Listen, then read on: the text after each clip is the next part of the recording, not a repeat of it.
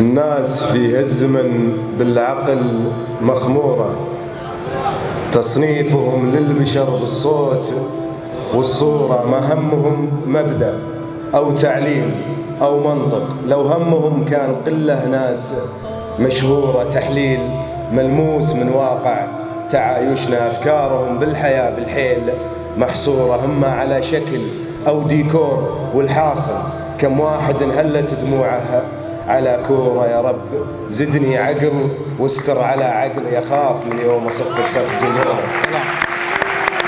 يا رب إما على شكل أو ديكور، والحاصل كم واحد انهلت دموعه على كورة. يا رب زدني عقل واستر على عقل، يخاف من يوم أصف بصف جمهوره. ما هي غريبة وكم عقال شفناهم، يالله سترك أخاف الوقت له دوره. تفكيري العام غير اليوم تفكيري، والآدمي لا كبر تتغير أموره، ينظر لمستقبله بنظرات جدية، ويكافح الوقت في طيبه وفي جوره، يطمح يأمن حياته قبل ياتيها، وعيش عيشه بفضل الله ميسورة. هذه حياة البشر بالعالم الفاني، يبني المستقبل ويجنب حضوره. يا الله لا تترك اللي يدوم يلجالك، لزاد ضيقه وعذاله وحاشوره يزل، لكن زلاته من إنسانه ما هي بكلمة بوسط القلب محفورة. الناس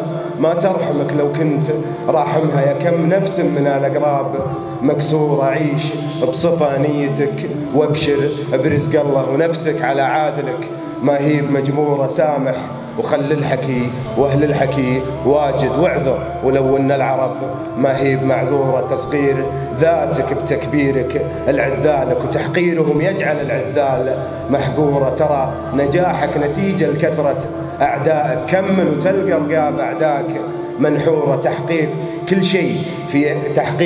كل شيء في نظره ايجابيه، وسلبيته تجعل الاشياء مخطوره. قاوم وكافح بطيب إخلاص معنية، بتصير حاجة من اللا شيء مغمورة. نطيح ونعاود الوقفة بإرادتنا، وإرادة الناجح في دنياه دستورة. لا يمكن يقول صعبة كيف أوصلها، تحقيق كل شيء في إعادة أسطورة. وأكبر دليل في كلامي توها صارت إرادة الناس سوت في العقل ثورة. الله